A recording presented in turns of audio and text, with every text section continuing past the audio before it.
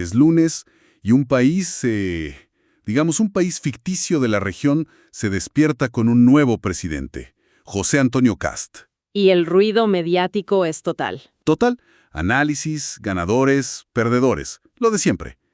Pero lejos de eso, en un lugar que el libro llama el terruño, la conversación es otra. Mucho más de fondo. Exacto. Allí, una jauría de 5, pensamientos con patas, así los describen, está por analizar algo más grande, y de hecho, uno de ellos, Pancho, lanza la pregunta que va a ser el eje de nuestra charla de hoy. Que es una pregunta tremenda. ¿Por qué no podemos sostener nada? ¿Por qué nuestros gobiernos siempre parecen péndulos sin centro? Es que esa pregunta es la clave de todo. Totalmente.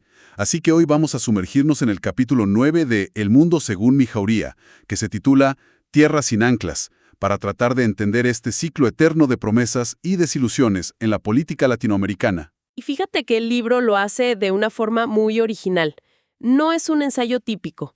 Usa esta metáfora de la jauría, donde cada personaje es como un arquetipo, una voz distinta que analiza el problema. Claro, como distintas facetas de una misma conciencia. Justo.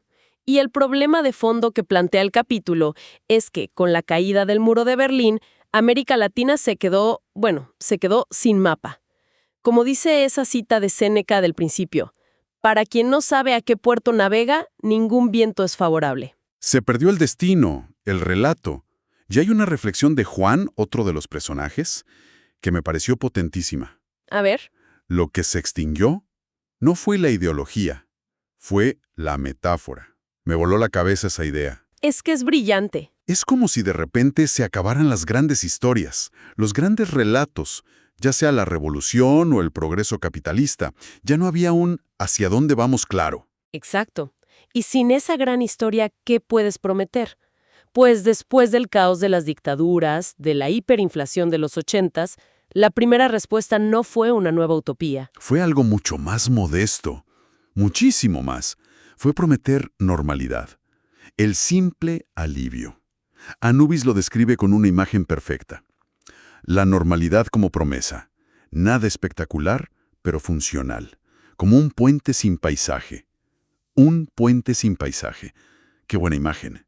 Lo único que importaba era cruzar al otro lado, a la estabilidad. Sin importar si la vista era inspiradora o no. Y en términos prácticos, estamos hablando de las políticas de los 90. O sea, apertura económica, privatizaciones, ese tipo de cosas. Precisamente, eran medidas funcionales. El objetivo era que la economía creciera, controlar la inflación, que las instituciones funcionaran. Y, en muchos casos las cifras macroeconómicas mejoraron. Pero El problema, y aquí el análisis se pone muy interesante, es que esa base era frágil.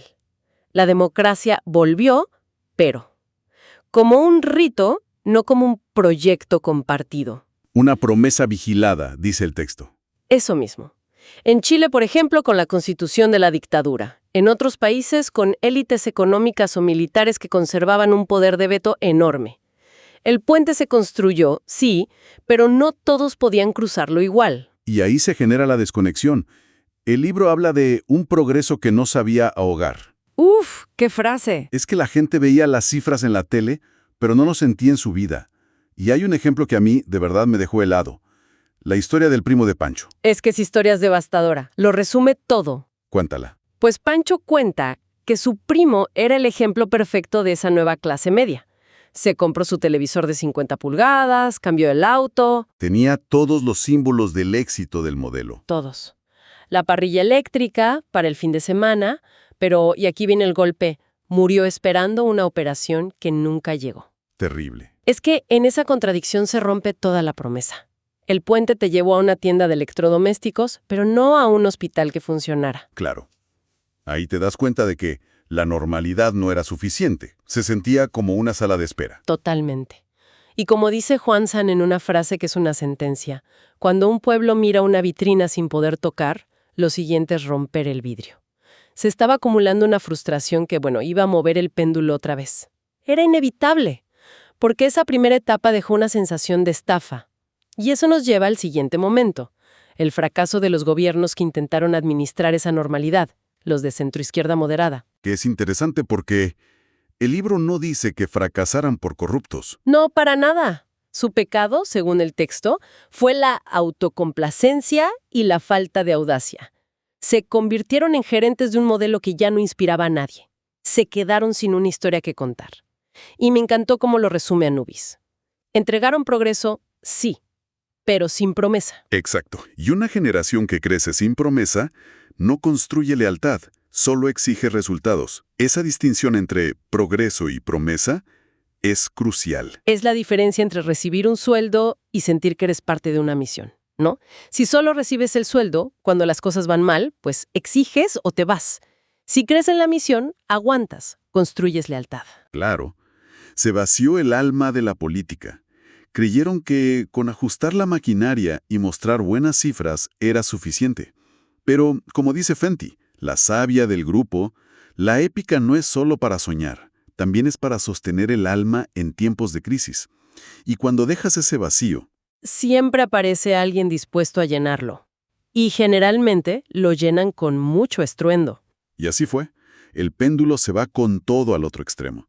Lejos de los administradores aburridos, aparecen los líderes que no ofrecen ajustes, sino refundaciones. Claro, la promesa ya no es vamos a gestionar mejor. No es vamos a quemarlo todo y empezar de cero.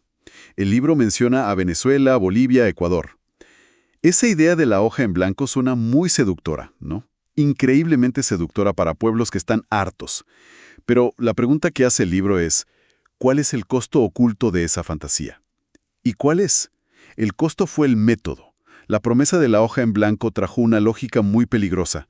Quien dudaba era traidor. Si no estabas con el proyecto, eras un enemigo de la nueva patria.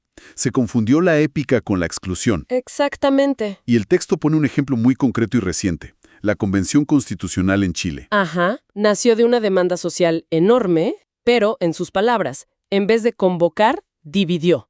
Se atrincheró en su propia épica y le habló solo a los convencidos. Se olvidaron de que una constitución debe ser una casa para todos. No un club para iniciados. Justo. Se enamoraron de su propia historia. Y sobre esta incapacidad de dialogar, el libro rescata una anécdota que es una metáfora perfecta. El famoso encontronazo entre el rey Juan Carlos y Hugo Chávez en 2007. Es una escena que, vista hoy, es increíblemente reveladora. Chávez interrumpiendo sin parar. No para debatir, sino para imponer su monólogo. Claro.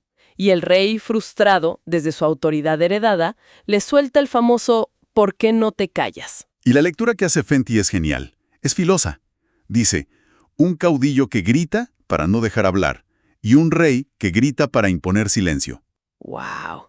Dicho así, es brutal. Son dos caras de la misma moneda. La anulación del otro, la muerte del diálogo. Y lo más sintomático, como recuerda el texto, es que la gente no lo vio como una crisis democrática. No, lo convirtió en un meme, en un ringtone. La política degradada a un espectáculo de egos.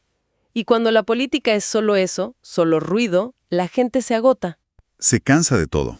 Del administrador gris y del revolucionario gritón.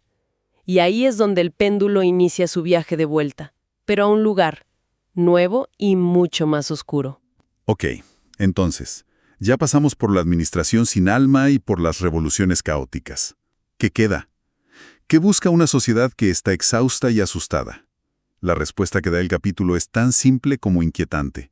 Busca orden, un refugio. Y este giro es fundamental para entender lo que pasa ahora. Totalmente. Hay una frase de Juana en el texto que es escalofriante por lo precisa que es. A ver, Cuando el caos dura años, el orden no se siente como sumisión, se siente como oxígeno. es fuerte. Piénsalo, la gente está dispuesta a ceder libertades que, en la práctica, no le sirvieron para vivir en paz. Para caminar por su calle sin miedo. Claro, tiene una lógica terrible, pero comprensible. Si la democracia no te garantiza seguridad, ¿por qué la vas a defender? Y el ejemplo que todos tenemos en mente es El Salvador. Bukele. El libro lo analiza como el caso paradigmático de esto. Una sociedad que después de décadas de violencia brutal y un Estado ausente, aplaude un estado de excepción que parece perpetuo. ¿Por qué? Porque por primera vez en generaciones sienten seguridad. Exacto. La democracia, que antes falló en protegerlos, ahora les parece un lujo, una abstracción que no se pueden permitir. Y esto nos lleva a la tesis final del capítulo, la idea que lo amarra todo. El péndulo sin aprendizaje. Que el problema no es que el péndulo vaya a un lado o al otro. No, el problema es la oscilación misma, el movimiento constante, la incapacidad de construir algo que perdure, ¿no? Como se queja Pancho, gobernar parece significar borrar, no construir sobre lo hecho. Cada gobierno actúa como si la historia empezara con él. Es una demolición constante. Llega uno, derriba lo del anterior para construir su proyecto. Y 4 u 8 años después, llega el siguiente y hace lo mismo. No hay acumulación, solo una serie de reinicios frustrantes. Y esa es la tragedia silenciosa.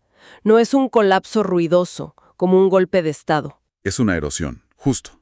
El diagnóstico de Fenty es muy duro.